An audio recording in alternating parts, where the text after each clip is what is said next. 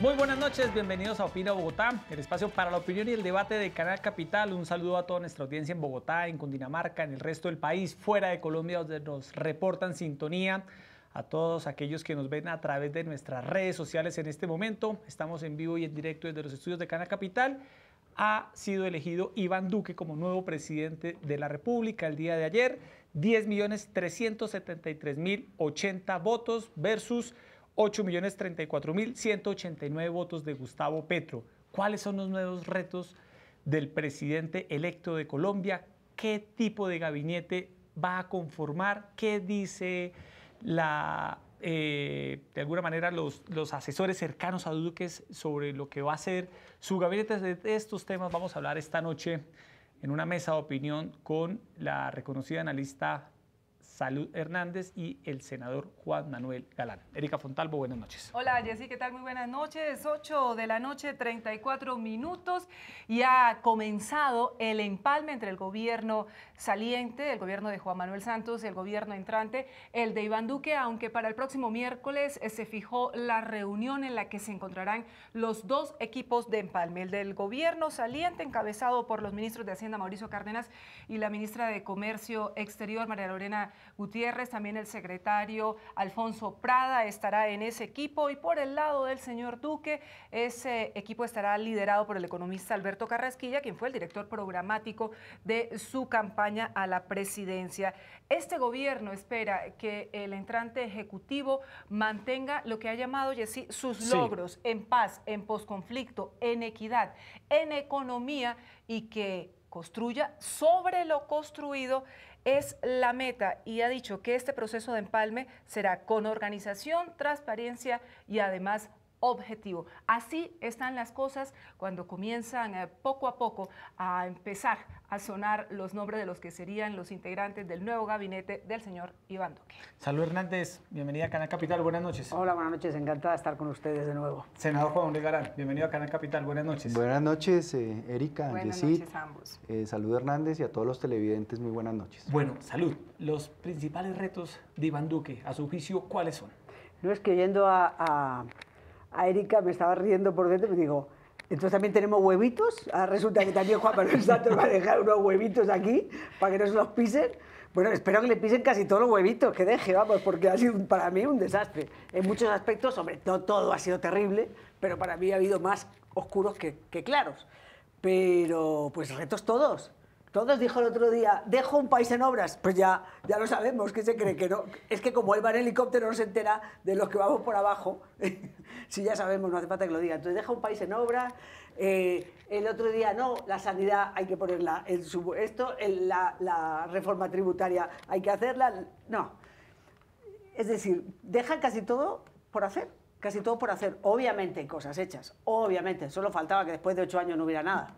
Pero la principal tarea, la principal misión de Iván Duque, ¿cuál va a ser? ¿Será pues buscar acabar... esa reconciliación? No. Mira, es que eso es lo de menos. Sí. Para mí, ya reconciliarse además es imposible con el discurso incendiario que hizo Petro anoche. Eso ya, él ya sacó el hacha de guerra y dijo, venga por ustedes. No, para mí la batalla principal es la corrupción. Es decir, mientras haya corrupción, este país no cambia. Corrupción. Eso.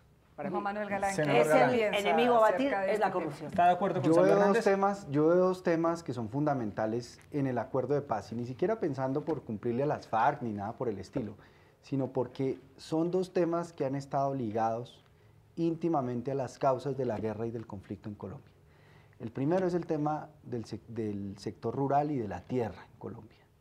O sea, tenemos un Gini de 0.9 en el sector rural de Colombia. 1 es desigualdad total, 0 es igualdad total. O sea, estamos alcanzando el Gini de desigualdad total en el sector rural colombiano. Los campesinos no tienen la tierra titulada, el 50% está en la informalidad, las mujeres campesinas tienen 0 probabilidad de acceder a una pensión. Entonces, mientras esas reformas que están pendientes en el sector agrario no se den, pues realmente va a ser muy poco probable que la paz realmente tome raíces profundas y sólidas en Colombia. Y el segundo tema es la reforma política. O sea, si algún mensaje enviaron los electores en Colombia en estas elecciones, tanto la de Congreso como las 2 vueltas presidenciales, es que quieren realmente votar libremente, quieren otra manera de hacer política, que están hastiados de la corrupción, de las prácticas políticas clientelistas. El clientelismo nos está costando entre 5 y 8% del PIB en Colombia, y el clientelismo no solamente es puestos, como la gente cree. El clientelismo son las exenciones tributarias, por ejemplo, por lobby parlamentario que invierten los empresarios en lugar de invertir en innovación de las empresas, en competitividad, invierten en lobistas para que vayan cada vez que hay una reforma tributaria al Congreso a defenderle su exención tributaria personal que le protege su sector y que no lo deja competir. Entonces, esos temas son temas que se han pospuesto durante muchos años en Colombia y que yo creo que es hora de afrontarlos y hora de resolverlos. Pero bueno, vamos a ver, Sí. a mí me llama mucho la atención, escuchando a Iván Duque en ese discurso luego de su triunfo, él hablaba de esa nueva generación que llega a gobernar con todos y para todos, insistió mucho, Salud y senador Juan Manuel Galán, en el tema de la reconciliación, y por supuesto que hay que luchar contra la corrupción y por supuesto que hay que reducir las desigualdades y evidentemente avanzar en una reforma política, pero ¿cómo hacerlo? ¿Bastan las mayorías que Iván Duque tiene en ese momento en el Congreso de la República? ¿No creen que estamos llamados precisamente a superar las enormes diferencias que en este momento? Es que no nos entendemos, las redes sociales siguen incendiadas. Sí, no, eso no, Sí, la en polarización este sigue ahí. Y van a seguir porque él dijo, si quieren que me entienda, tiene que quitar a todo ese sistema anacrónico con Uribe a la cabeza. Entonces, pues ya, ¿sabes? Empieza la cosa mal. Es decir, mira, Erika, va a seguir 4 años porque Iván Duque, dicen, es que va a haber pelea. Iván Duque no pelea porque es un hombre conciliador, él no va a pelear, pero le van a estar dando y dando y dando y dando. Es decir, aquí no va a haber, además tenemos unas elecciones dentro de año y pico. Entonces ya la gente está pensando en modo elección, el que ya ha perdido ayer, a ver cómo gano mañana. Es decir, el país no le importa normalmente, no importa. Entonces yo esa paz la veo, sí, es decir, ya la pelea Uribe-Santos se acabó. Primero porque Santos ya se larga, fuera, chao, se fue, y nadie va a saber quién es Santos al día siguiente. Es decir, Santos no cuenta, se ha visto en estas elecciones, Santos no existe, no existe. Entonces, en esa pelea ya sí no va a haber porque uno va a ladrar, pero el otro no responde. Que es lo bueno que tiene Duque, que no va a responder, creo yo. Que no le va a responder ¿Será que no va a Creo yo, responder? Petro. pero a lo mejor él no responde, pero a lo mejor pone un perro ladrado. Lo que quiero decir es que yo no veo que vaya a haber digamos, sí va a haber un poquito más, pero no va a haber una paz total, no. Va a haber polémica todo el tiempo porque van a estar, es que lo dijo Petro, es que lo anunció, que va a estar desde el día 1 y además en la calle. Entonces esto se va a volver... ¿Qué debe hacer Iván Duque Salud con esta oposición que planteó Petro ayer desde la plaza pública? Pues es que es muy difícil porque cuando a ti te van a empezar a cortar carreteras, ya sabemos que la Panamericana la van a cortar un día sí y otro también. Ya sabemos que las 72 en Bogotá van a estar tirando piedras todo el día. Es decir, ¿qué vas a hacer? Pues no sé, pues intentar tender la mano con el mayor número posible de lograr consensos en los temas fundamentales y conseguir mayorías en los que no sean fundamentales. Pero las reformas estructurales que necesita el país, pues conseguir pasarlas adelante con el mayor número posible de adeptos, vamos, digamos, de alianzas. Punto. Pero recuerden que Santos llegó y tenía el 80%. El 80% no le sirvió de nada porque sin mermelada no funcionó. Por eso yo discrepo con usted. Mientras no se ataque a la corrupción, todo lo demás, mire, ni campo, no hay reforma agraria, porque es que las carreteras no se hacen, ¿por qué? Porque se las roban. No hay agua, ¿por qué? Porque se lo roban. No hay no sé qué, porque se lo roban. Por aquí, por allá. Da subsidios, se los roban. Da proyectos productivos, se los roban. Entonces, mientras haya robo, no hay nada que hacer. Señor Galán, ¿es posible lograr un consenso desde el gobierno de Iván Duque con la oposición en algunos temas o ve usted muy difícil? A ver, nosotros a lo largo de la historia política de Colombia en los últimos 60, 70 años, no hemos logrado aprender a hacer oposición. Es decir, los partidos siempre hacen un juego de reacomodamiento para ver cómo quedan en el poder, porque se resisten a reconocer que perdieron, se resisten a hacer oposición. O sea, Colombia está apenas aprendiendo a hacer oposición. Y yo creo que el Centro Democrático hizo un ejercicio de oposición muy interesante, organizado, disciplinado. Y yo creo que eso es lo que le conviene a Colombia, que eso se mantenga. Entonces, cuando Iván Duque envía un mensaje de reconciliación, yo espero que no sea el mensaje que hemos tenido durante todos estos largos años, de que la oposición siempre es cooptada, con una participación que le dan, entonces deja de hacer oposición.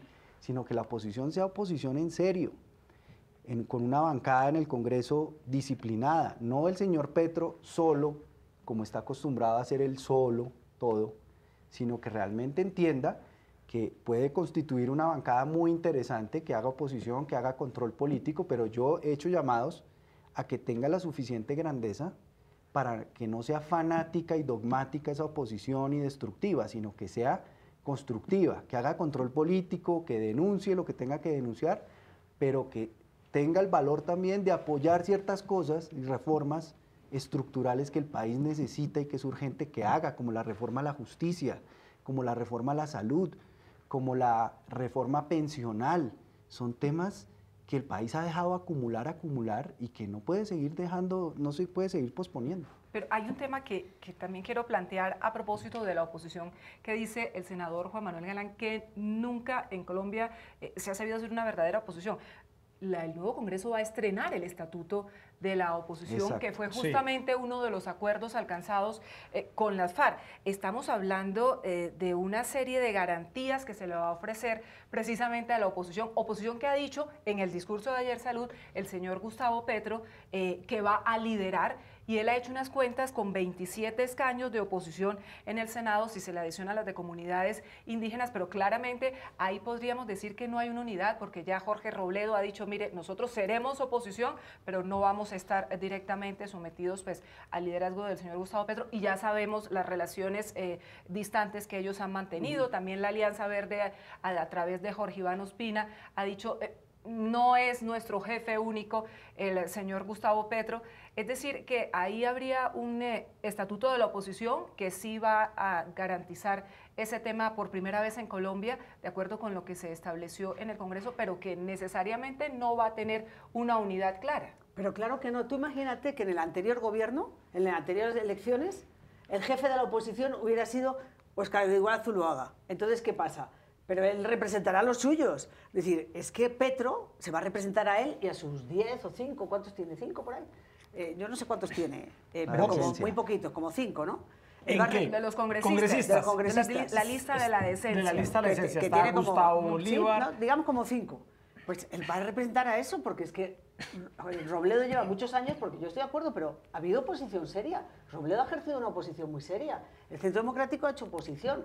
Es decir, se han sacado de la manga entre todas las barbaridades. Que cuatro congresistas cuatro, en pues la ya lista de la decencia. pero es que como en La Habana acordaron, es que se me ha caído una cosa que tenía. En La Habana acordaron una serie acordaron una serie de cosas que son absurdas, como esta del jefe de la oposición. Es que tú, jefe de la oposición, en un sistema parlamentario, es el segundo grupo más poderoso en el Parlamento.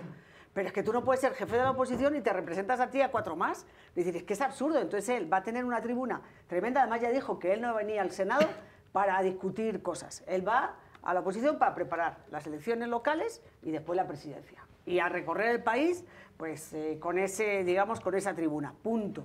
Pero es que es absurdo, es decir, es que es un sistema absurdo pensar que Petro es jefe de la oposición, será jefe de su partido y de su pequeñita oposición.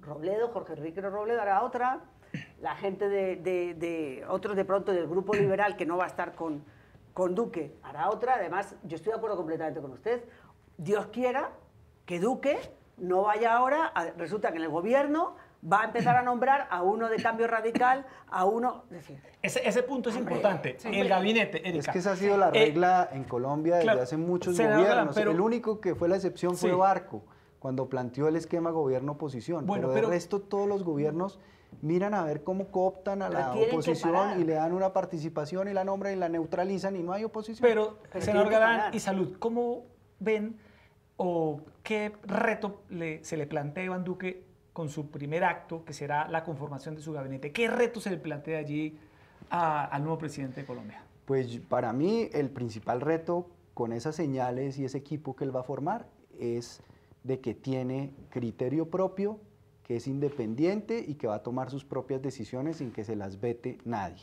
que ya sabemos quién se las puede vetar. Si él demuestra eso, yo creo que le va a ir muy bien como presidente y puede hacer un gran gobierno. Pero si queda entre los palos, como lo ha dejado ver, por ejemplo, Daniel Coronel en su columna de ayer en Semana, de que él existe gracias a Uribe, pero Uribe es su principal obstáculo, digamos, para gobernar. Entonces, esa paradoja, ¿cómo la va a resolver? Es decir, ¿qué decisiones va a tomar desde la conformación de su equipo? El hecho de que haya dicho que va a haber 50% de mujeres, yo creo que eso es importante. El hecho de que diga que va a haber jóvenes, también es importante. Pero ¿cómo va a manejar esa ala radical, recalcitrante del Centro Democrático? ¿Cómo, digamos, va a evitar que empiecen a hacerle oposición interna dentro del Centro Democrático a sus actos de gobierno? Ese es un tema que está por Y verse. además a quienes lo apoyaron. No, pero hay por una ejemplo, cosa... Ordóñez, Vivian Morales y otras. ¿Qué debe hacer Iván Duque ahora en la confección de su gabinete? Yo creo que Iván Duque, es decir, el que ha ganado es Iván Duque y ha ganado el Centro Democrático con los conservadores y esos son los que han ganado. Es decir, no ha ganado el Polo Democrático, no han ganado los Verdes, no ha ganado el Partido Liberal, han ganado esos. Entonces, ¿qué tiene que hacer un gobierno de lo que ha votado, lo que la gente le ha votado por él? La gente no ha votado por otra cosa, ha votado. Tiene que hacer eso, pero pensando en algo que sea de futuro, como él ha dicho. Es decir, si vas a volver a poner la gente de siempre, caras que sean las de siempre, pues la gente va a perder la confianza. Y desde luego, como nombre a Simón Gaviria en algo, como nombre a Simoncito Gaviria en algo, yo creo que hasta ahí llegó la cosa. ¿Y por qué? Es decir, hombre, porque eso sería la transacción más vergonzosa, una transacción vergonzosa. O como nombre a Henao, o algunos de los que han estado dándole palo todos los días, un día sí, otro no. Al Centro Democrático, hombre, yo creo que tiene que respetar a sus electores del Centro Democrático. Pero aparte, estoy de acuerdo en que no puedes coger y decir yo, el ala más radical, no. Él tendrá que ver cómo hace para equilibrar. Es que va a ser su primera seña de identidad. Entonces, además, él ha dicho que quiere estar 4 años. Es decir, lo vamos a calificar mucha gente por lo que escoge. Si va a empezar a repartir caramelos, mermeladita, para que todos estén contentos, hasta ahí llegó su credibilidad. Si va a coger gente así para que estén contentos los expresidentes, ahí pierde la credibilidad. Pero la gente tiene que saber que es que Uribe es una parte del Centro Democrático y que hay gente que le vota a Duque porque Uribe lo escogió y le parece estupendo. Es decir, también hay que respetar los votantes. No pueden hacer como Juan Manuel Santos, que traicionó al día siguiente, no traicionó a Uribe, traicionó a los votantes. Y eso es una manera de corrupción.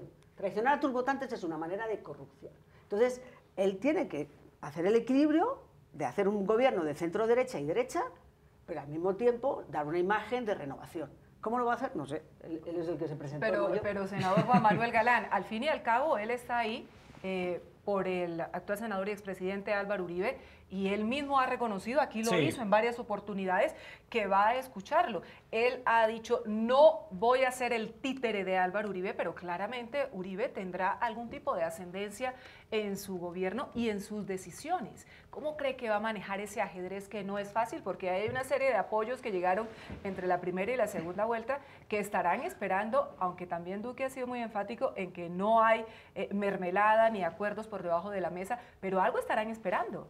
Sí, sin duda alguna, pero digamos, el éxito de su gobierno depende de eso, depende que demuestre carácter, demuestre criterio propio, independiente, porque si empiezan, digamos, a entorpecerle sus decisiones, a vetarle nombramientos, a de alguna manera soslayarle su capacidad de tomar decisiones propias, ya como presidente investido de los colombianos, pues va a tener serias dificultades porque entonces se va a venir todo un reflujo de oposición caótica, enceguecida, fanática, que es lo que no le conviene al país de ninguna manera. Sí, ahora, el otro tema, Erika, y lo hemos comentado aquí, es el papel del expresidente Uribe, senador Uribe, en el gobierno de Iván Duque. Salud, ¿qué papel ve jugando usted ya a Uribe en este gobierno ya de Iván Duque? Antes hablábamos de una suposición, pero ya el presidente es Iván Duque y la gente se pregunta, bueno, Uribe, ¿qué papel va a jugar allí? Y segundo, ¿ve usted allí la probabilidad de que se repita lo que pasó entre Uribe y Santos, ahora entre Uribe y Duque? Vamos a ver, seguimos especulando. Sí. Primero porque yo no hablo con Uribe y con Duque tampoco, le entrevisté una vez 20 minutos, es decir, entonces ni me consulta ni me llama, entonces sigo especulando. Uribe ha hecho una cosa que a mí me parece inteligente en las últimas semanas, es desaparecer del mapa. Es decir, del momento en que hizo ese clic de retuitear una barbaridad de Twitter, de no sé qué, me alegro de los muertos, o no hay muerto bueno, o no hay muerto malo, o yo qué sé, ya alguien le vio decir, señor Lina o quien fuera, te callas. Y desde entonces se ha callado. Entonces eso hay que abonárselo. Es decir, se ha callado y la campaña la ha hecho Iván Duque. Son 10 millones de votos. Uribe sacó 800.000. Indudablemente que Uribe ha tenido una responsabilidad en esto y ha tenido una parte, una pieza esencial del Centro Democrático. Pero los votos son muchos de Duque. Es decir, si Duque no hubiera tenido ningún carisma, Duque no se trepa a 10 millones. No se trepa a 10 millones. Es decir, hay muchos votos que son porque Duque ha conseguido convencer a la gente de que es joven, que es moderno, que tiene personalidad y además en este país tan musical, pues que, digamos, conecta con la gente y conecta con los jóvenes. Entonces, yo creo que también muchos votos son de él. Entonces, él no tiene que estar llamando, tiene 4 años para pasar en la historia. Usted, mañana, si pasa, le dan 4 años de su vida, usted se va a estar llamando a su mamá para ver qué le diga qué tiene que hacer. Digamos, vamos a hacer, yo creo que Uribe va a tener una influencia en el Senado. Va a ayudar a pasar las leyes. Pero ya no es el senador más votado. No. Ahora viene Gustavo Petro y ya muchos, claro, él aspiraba a la presidencia de la República y esos 8 millones lo catapultan, de acuerdo con la nueva norma, al Congreso de la República como senador. Y eso le va a dar, evidentemente, digamos, al señor Petro una voz y un voto muy importante en el Congreso de la República. Pero es distinto. Es decir, para mí el papel de Uribe va a ser el papel de seguir siendo el líder del Centro Democrático e intentar aunar mayorías para pasar las leyes, porque si no, si tú no consigues armar un poco de mayorías, tú no tienes nada que hacer, ellos tienen solamente 19. Entonces yo creo que el papel va a ser eso y de vez en cuando va a ser su asesor. Y no ve ninguna ruptura. No, es que él no puede ser, él no puede ser Santos II. El 20 de julio yo creo que ya vamos a empezar a saber cuál va a ser, digamos, esa mecánica de la relación entre la oposición y el gobierno. Porque la primera proposición que presente para hacer un debate de control político Petro, si se la votan negativamente en mayoría y se la hunden, pues ahí sabemos lo confrontacional que esto va a ser. Pues yo me acuerdo el 20 de julio del 2014 que Iván Cepeda trajo una proposición para hacer un debate y esa proposición terminó enredándose, no se la votaban, que eso yo nunca lo vi en estos 12 años en el Senado que he estado, que se le niegue una proposición de debate de control político a un congresista. Eso es una cosa... ¿Se acuerda cuál era? Exótica. Era una proposición sobre un debate que él iba a hacer sobre paramilitarismo o algo, supongo.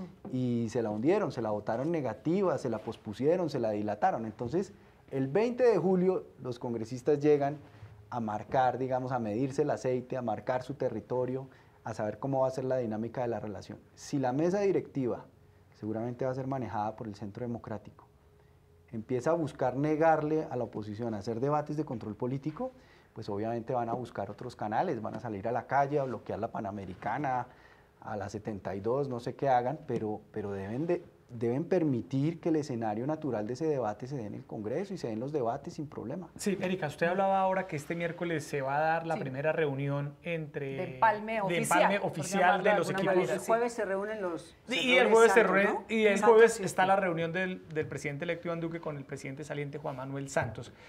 Saludos, estoy seguro que Juan Manuel Santos le dirá a Iván Duque, cuide la paz. En términos generales, cuide la paz. El huevito de la paz. Cuide el huevito de la paz. Se lo dijo incluso el hijo de Santos, Martín Santos, ayer en Twitter. No, por favor, seamos serios, ¿no? Bueno. Estamos hablando... Bueno, sí, bueno. Vale. Cuide la paz. Esa expresión no entra en mayores detalles, pero ¿cómo la debe recibir Iván Duque, a su juicio? Pues como buenos días, quiere tomar un tinto, encantado presidente, pues no, yo tinto sin azúcar, así. Así. Es decir, la paz la quiere todo el mundo por igual. Sí. No tiene que cuidar la paz nadie, todo el mundo la tiene que cuidar. La paz no es de Santos, porque la paz, eso que él hizo, Santos, su estrategia de dividir el país, eso se acabó. La paz es de todos. Entonces, cuídeme la paz, ¿y usted qué hace también por la paz? Es decir, cuídeme la paz, ¿qué? Entonces, pues no, mire, no me ponga azúcar en el tinto. Es decir, no, es que eso es hasta ofensivo.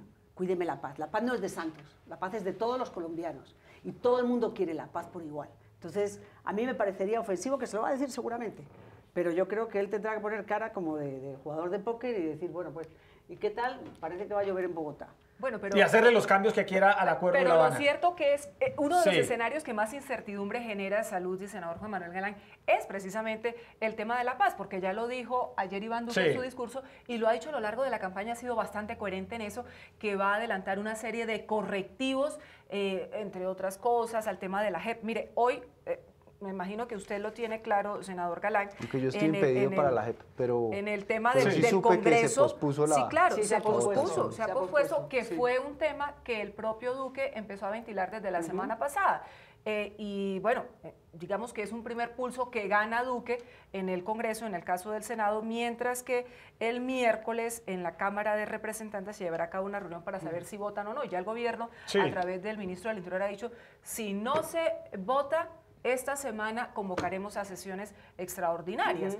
Así las cosas, pues ahí se abre, digamos, un tema muy complejo, ¿no? Alrededor del tema de la paz que genera, reitero, incertidumbre. Pero es que eso no pone en riesgo la paz. Es decir, es que hacer unos ajustes, primero, él ha ganado con un programa. Aquí el país, la mitad del país votó que hicieran ajustes. Es decir, es que no se lo saca de la manga.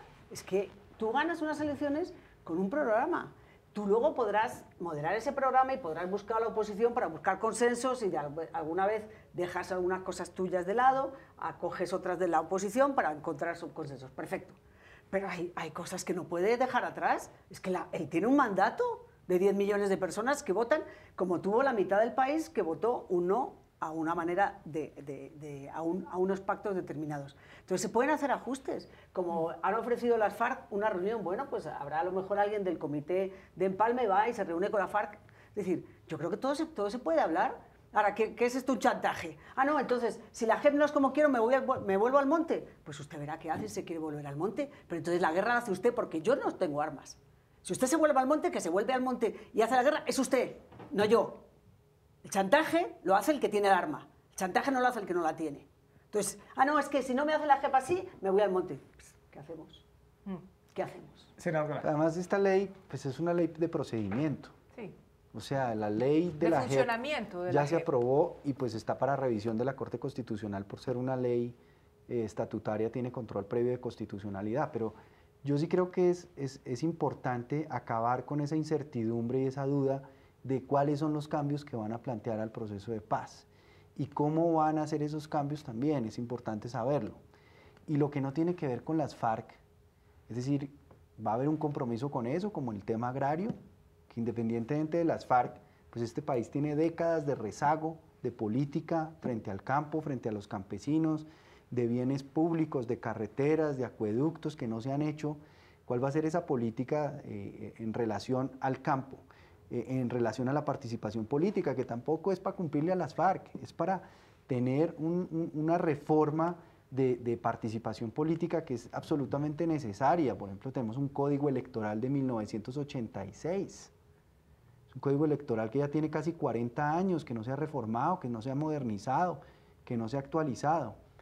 Y pues a pesar de los resultados que tuvo muy favorables la registraduría ayer, de que comunicó los resultados muy rápidamente y no hubo ese fraude que tanto se anunciaba, de todas maneras se requieren unas reformas, por ejemplo, para que haya biometría universal en todos los puestos de votación y las mesas de votación. Pero se debe reunir, ahora que ustedes hablan de las FARC, se debería reunir el presidente Iván Duque con el jefe del partido político FARC, Rodrigo Londoño, senador Juan Manuel Galán. Pues esa es una decisión que el presidente tomará y que determinarán, digamos, las dinámicas que esto tome de acuerdo a los cambios que se vayan a proponer, pero reitero, yo sí creo que hay que sacar de la incertidumbre y de la duda cuáles son los cambios de fondo que propone el Centro Democrático y su presidente Duque a el proceso de paz, para que despejemos eso del camino y ya sepamos a qué atenernos en esa materia y no siga la duda de que todavía no sabemos qué cambios van a plantear, qué cambios van a proponer, cómo va a afectar eso el proceso de paz. Yo creo que están clarísimos. Es clave una reunión. Pero no tiene Duque, Duque no tiene por qué reunirse con él. Puede mandar a la persona que vaya a responsabilizarse de eso, pues que se lo mande al que vaya a ser su ministro de Justicia o yo qué sé, en el empalme al que esté ocupado de ese tema, que no sé cómo se llamará, si se llamará ministerio el que quiera. No tiene por qué reunirse, yo no creo que sea el momento de Duque reunirse para nada con él, pero es que además los cambios ya están dichos. Algunos de ellos están clarísimos, es decir, lo único que hay que intentar es, que además no son fáciles, porque una cosa es lo que uno dice y luego lo que uno puede hacer, pues que no vayan el 20 de julio, no tomen posesión, o que si se demuestra, no sigan siendo senadores las personas que tienen crímenes de lesa humanidad, porque se había dicho que antes de tomar posesión tenías que haber pasado por la JEP. Como no tenemos JEP, es decir, esto es como todo, una cosa tan complicada Pero bueno, yo creo que hay que intentar que una persona que tenga una condena, así sea cultivar lechugas, pues que tiene que salir del Senado, porque no puede seguir representando al país si tiene una condena, ya te digo, aunque sea a sembrar lechugas. Eso es una de las cosas que han dicho, que sencillamente la gente con crímenes de lesa humanidad, si la gente los condena, no pueden seguir siendo, es decir. Y hay otras que se pueden ver por el camino. Entonces, a mí me parece que es que eso obedece a lo que le han votado. Es que aquí parece que ahora lo que tiene que hacer Duque es hacer un tipo de gobierno que a 4 columnistas de Bogotá y a 5 más cachacos les guste. De la oposición, no, él tiene que hacer un gobierno pensando en los 10 millones que le han votado y luego, obviamente, como decía antes, pensando, como he dicho, mitad mujeres, mitad hombres, que sea más gente joven, que sean más técnicos que políticos, todo lo que tú quieras. Pero él tiene un mandato. Es como ahora, ay no, un ministerio de la familia, pues sí, claro. ¿Usted cree que se va a crear el Ministerio de la Familia? Pues no lo sé, pero es que... ¿Y a quién vería en ese ministerio? Salud. Pues yo no tengo ni idea, porque es que yo no tengo ni idea de eso. Pero es que a mí no me parece mal. Este país tiene un problema gravísimo de estructura familiar, de desestructura familiar. Tiene un problema gravísimo de maltrato infantil, motivado precisamente por esa falta de estructura familiar. Es decir, no, es que dedicarse a la familia, perdón, es un gobierno de centro, derecha y de derecha. Perdón. Sin que tenga que revisar para nada de los temas de homosexuales ni nada. Eso son derechos que tienen conquistados y que no se pueden echar para atrás. Pero hacer un gobierno en donde la familia sea una parte esencial, donde el núcleo familiar se quiera reforzar, perdón, gente de derechas como yo, nos parece magnífico. Bueno, y hay otros temas que también planteó Duque hay en su otro tema discurso. bien salud, educación, importante, agroindustria. como reto y desafío. ¿Cuál, senador Galán? Que tiene varias implicaciones y en el cual pues el director del Partido Liberal sí incurrió en la mayor de las contradicciones, porque César Gaviria ha sido miembro de la Comisión de Drogas, creada por Zedillo, Cardoso, se han reunido, han propuesto una alternativa al libreto prohibicionista, la guerra contra las drogas, que además llevada a su extremo es lo que está haciendo el presidente filipino, está haciendo unas barbaridades. Entonces, vamos a volver al libreto de la prohibición y de la guerra contra las drogas. Vamos a retomar la fumigación, que ningún país, dicho sea de paso, se la ha aceptado a Estados Unidos. Afganistán se la intentaron aplicar y Afganistán se negó, dijo que eso no servía y que estaba causando estragos en sus campesinos y en Afganistán. Entonces, ¿qué política de drogas vamos a seguir? ¿Se van a renarcotizar las relaciones con Estados Unidos? Es decir, esos son interrogantes también. ¿El consumo? ¿El consumo va a ser penalizado y perseguido? ¿O los consumidores van a poder ser tratados, algunos de ellos que consientan ser tratados como pacientes, ahora, recibir tratamiento? Los campesinos, los pequeños van a cultivadores, van a ser criminalizados. Pues, ¿O se va a enfocar toda la lucha en las estructuras criminales y mafiosas que se lucran del negocio del narcotráfico? Es o que los hay eslabones débiles, ¿cómo van a ser tratados? Ahora, En ahí, fin. senador Galán, el presidente Duque recibe un problema gravísimo, una disparada en los cultivos de coca. Saludo a usted que recorre el Catatumbo, Tumaco. Y una creciente deforestación acompañada de eso también.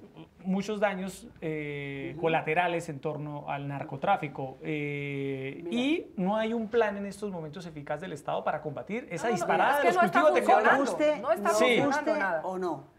Mientras el planeta, ¿qué sería lo ideal? Pues legalizar la droga, como en su día se legalizó el alcohol en todo el mundo. Como eso no se va a dar, porque resulta que los países, casi todas las encuestas que hacen, porcentajes muy altos, por encima del 60, al 70% de la población, no hay como el mandato, tendría que ser como una decisión global de la ONU. Vamos a legalizar esto y vamos a ver cómo lo hacemos.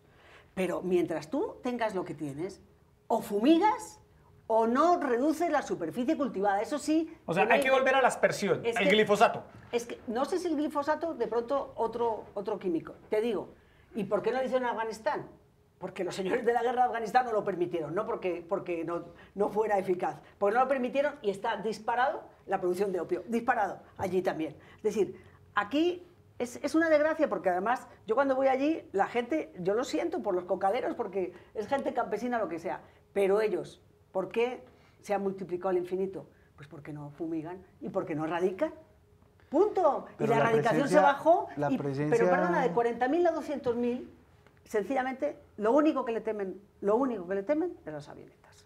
Lo único que le temen es a la fumigación. Y Pues, la fumigación radical muere gente. Las regiones donde nunca ha hecho presencia el Estado, que la llegada del Estado sea una avioneta fumigándolos. Claro, es un error. Es decir, yo creo que Colombia tiene que hacer un esfuerzo en presencia estatal en todas esas zonas, que además coinciden. Las zonas donde hay cultivos ilícitos son las zonas donde no hay carreteras terciarias, donde no hay acueductos, donde no hay presencia de la justicia. Yo veía un dato que me llamó muchísimo la atención, y es que Colombia por 100.000 habitantes tiene menos de 11 jueces. El promedio de la OCDE son 65 jueces por cada 100.000 habitantes. Entonces, esos son retos y desafíos de presencia del Estado, precisamente para consolidar, digamos, la soberanía estatal, resolverle a los problemas a la gente allí in situ, en los sitios, y no solamente llegar con un avión y fumigar, porque eso además destruye toda la confianza ciudadana en las autoridades. Una de las consecuencias de la fumigación, comprobada y medida, es que los ciudadanos inmediatamente se les acaba la confianza en la fuerza pública y en la policía, y esa confianza es fundamental para asumir los retos de seguridad que tiene este país. No, esa confianza no la vas a obtener en esas partes. Es decir, eso está perdido hace mucho tiempo, está quebrado. Es decir, tú ir ahora a ganarte la confianza de un día para otro en el norte del Cauca o en el Catatumbo es imposible. Yo no digo que de un día para otro, eso toma tiempo y es un proceso de presencia del Estado. Pero fumigando no vas a lograr esa confianza, la destruyes. Claro que sí, claro que la destruyes. Pero lo que quiero decir es, tú dices, ¿cómo se puede reducir? No hay más que... Lo único que reduce la superficie cultivada es la fumigación. ¿Qué creo que habría que hacer, por ejemplo? En los programas famosos que han firmado, porque además Santos, como miente más que habla, el otro día decía que es que 65.000 cuando va afuera, que miente mejor porque nadie le contradice, que habían ya arrancado 65.000 hectáreas y no sé qué, y tenemos firmado no sé cuántos. Las firmas no sirven para nada, la firma de sustitución voluntaria no sirven para nada, porque si yo estoy cultivando en un sitio en donde es casi inaccesible, y resulta que me dicen que es que me van a dar 1 millón al mes, pero no me arreglan nunca una carretera. Claro. Nadie se lo cree, me dicen, y a mí cuando me preguntan, ¿y usted qué cree? Digo, que no van a hacer nada, que no van a hacer nada, no les van a cumplir a ustedes. ¿Usted cree que sí? No les van a cumplir. Lo único que hacen es, eso sí, muchos talleres, se roban la mitad de la plata y a ustedes no les va a llegar nada. Entonces, ¿qué haría yo? Primero, les haría una vía, les arreglaría la escuela, les haría como unas obras que ellos vean que sí, esta vez sí. Pero ¿qué pasa? Que se lo roban, que se lo roban. Pues resulta que es que hasta la FARC se lo roban. Es que, ¿entiendes? Sí. Entonces, mientras haya corrupción, ¿tú tienes que ir a fumigar? Sí, creo que al final tendrás que ir a fumigar. Pero antes tienes que hacer unas cosas básicas. Toma una región piloto. Haz algo. Y eso es algo pero que la no fiscalía, ha descartado. Erika, la fiscalía tenía que una no propuesta ha descartado el nuevo gobierno. Aquí tuvimos a Marta Lucía Ramírez, que fue ministra de Defensa en su momento. Es que no tienes de otra. Y el propio Iván Duque no lo descartan, senador Juan Manuel Galán, pero el mira, tema de la fumigación. La fiscalía para los pequeños productores, no los financiadores, y no los que tienen las estructuras criminales al servicio del narcotráfico, sino los pequeños cultivadores, hay una fórmula que a mí me parece interesante de debatir y de discutir, y es, en el tratamiento penal, si los pequeños cultivadores se comprometen con la erradicación, se les suspende la acción penal. Y si cumplen con la erradicación, se les extingue la acción penal. Yo creo que esa es una medida que vale la pena explorar y que los cultivadores, sin tocar el Código Penal, o sea, no hay necesidad de reformar el Código Penal, ni de hacer algo permanente, ni de hacer algo, digamos, para atrás, sino algo que realmente a los cultivadores les dé una salida para salir de esos cultivos ilícitos y para dedicarse a otra cosa con toda la presencia del Estado que debe venir y las inversiones que no se deben robar en infraestructura. Pero mira, pongamos un ejemplo ahí, Corinto, Cauca, a 1 hora de Cali. Tienes enseguida, a nada, está todo el valle, puedes hacer cosas, puedes tener cultivos, al estar casi todo sembrado en caña. Pero es un pueblo a 1 hora de Cali. Hay gente que quiere sustituir. Hay gente que quiere sustituir. Como gente que conozco en el Catatumbo que quiere sustituir. Pero yo, ¿a qué momento me voy a creer que me van a... Si tengo una vía que es un asco, que es que está ahí? No puedes sacar los productos. Sí. No, claro. Es que no es eso. Es que no cuesta nada hacer la vía. Es que no es irme al Naya que está en el quinto... No, Pimiento no. Está ahí. Y no la hacen. ¿Y por qué no la hacen? Porque se lo roban. Punto y final. Se lo roban. Entonces... hasta que tú no veas una cosa que está facilísimo. Es que no tardas nada, de Corinto Pueblo a los cultivos de coca no tarda nada. Es un tema de credibilidad y recuperación de confianza. Estamos en Bogotá, aquí claramente ganó el señor Gustavo Petro con más de 1.800.000 votos, 1.400.000 obtuvo el señor Duque. Si uno hace las cuentas, entre los dos se dividieron el 1.200.000 votos, poco más o menos, que obtuvo el señor Sergio 200.000 en voto en blanco, ¿no? Una cifra muy alta de voto en blanco en Bogotá. Sí, subió 144.000 frente a la primera vuelta, pero bueno, el señor Duque ha dicho que va a apoyar a Bogotá. Él es bogotano además, que quiere abrir más posibilidades de líneas de metro, construir troncales de Transmilenio. ¿Cómo creen que le va a ir a Bogotá en estos 4 años con Iván Duque, senador Galán? Pues yo espero que Bogotá salga del atolladero y del embotellamiento en el que ha estado en materia, por ejemplo, de infraestructura. Es decir, no hemos logrado desembotellar las salidas de Bogotá por el norte, por el sur, por el oriente, por el occidente. La vía La Calera es una pesadilla, la 80 es una pesadilla, la autopista norte es una pesadilla, la autopista sur ni hablar. Y el metro siempre ha sido una promesa y una promesa pospuesta. Yo creo que esto tiene que tener unos estudios serios y unos criterios serios para que el modelo de metro que a la ciudad le conviene y empezarlo a sacar adelante. Yo espero que se saque adelante con un presidente comprometido con Bogotá, independientemente de que no haya votado por él, de que haya ganado el candidato opositor. Yo creo que esta es una ciudad demasiado importante en su peso económico frente al país, en su capacidad para que se deje al garete, como muchas veces se ha dejado al garete, abandonada por el gobierno nacional. Salud, usted. Pues estábamos hablando de Corinto, y la verdad, si no podemos hacer la 13 en Bogotá, si no podemos hacer si la 80 ha hecho un on point que es un desastre cuando quiere salir para allá. Es decir, ¿qué le vamos a contar de Corinto? Pero si tenemos todas las calles vueltas, pues un horror, para decir, pero plan educado. Ve que a Bogotá le va a ir bien con Iván Duque. Es que no es cuestión de Iván Duque, es que esta ciudad ya no es Iván Duque. Es decir, ¿qué puede hacer Iván Duque? A ver, ¿qué puede hacer Iván Duque? ¿Qué? Firmar como... Anda, ¿cuántos cheques no firmó así? ¿Cuántos cheques chimbos no firmó Santos? Cheque chimbo. Sí, cheque chimbo. ¿Cuántos cheques chimbos? ¿Os acordáis? Uno gigantesco. Sí. Venga, 100.000 millones, porque además como da igual, tú le puedes poner los ceros que te dé la gana. Otro día, a ver. O sea, no la veo optimista frente a Bogotá. ¿No está optimista frente a Bogotá? Salud. Ni frente a nada. Pero vamos, frente... Escéptica por naturaleza. Ella es así. Bueno, pero va a hacerle una pregunta de cierre a ambos. Colombo española. A ver, Salud, bueno, hay que estar serio optimista. Hay que ser optimista. Bueno, se nos acaba el tiempo. Senador Galán, el pronóstico para el partido de mañana, Colombia-Japón, ¿cómo queda? 2-0. ¿Ganando? 2-0 gana Colombia. Bueno, Salud. Bueno. A ver, optimismo. Sí, 1-0 gana Colombia. 1-0 gana Colombia. Bueno, ¿qué tal el debut de España? Bueno, yo creo que todavía, aunque perdió Alemania, no te voy a hablar de España, aunque perdió Alemania, mi candidato sigue siendo Alemania, creo que es el que tiene más fútbol. España tiene mucho fútbol también, le falta delantero, pero tiene fútbol. Pero yo la alegría mayor me la ha dado México. Qué bueno, ¿cierto? Eso feliz. Bueno, esperemos que... Pero creo Y que el además, campeón sigue siendo Alemania. Alemania. Un colombiano. Sí, claro. Claro. Técnico, Osorio.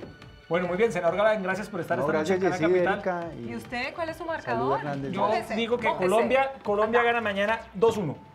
Sí, yo también lo veo así. 2-1. 2-1, yo No, también. no se puede repetir. Ah, no se puede repetir. No, sí, diga otro marcador. Ah, no. 1-0, 2-0. Joder. Pues Joder, anímate. Joder. 3-1. 3-1, bueno, ¿no? Bueno, ¡Qué bien, optimismo! está bien. Entusiasmo. Entusiasmo. Salud, gracias por estar esta noche en Canal encantada, Capital. encantada, Bueno, sí. Erika, se nos acabó el tiempo y a todos ustedes muchas gracias por estar esta noche en Opina Bogotá de Canal Capital. Los esperamos mañana, una vez más, a las 8:30 de la noche. Y mañana conéctense a las 6:30 de la mañana con Canal Capital porque vamos a hacer un programa previo al partido. Vamos a estar desde la Embajada de Japón en Colombia, viendo el partido con nuestros amigos japoneses. No tienen la ISECA, no, la ISECA opera en toda Bogotá. Se apunta, Salud. Y desde muchas partes de la ciudad donde va a haber pantallas puestas por el IRD para que la gente en Bogotá viva el Mundial. Muy buenas noches. Gracias.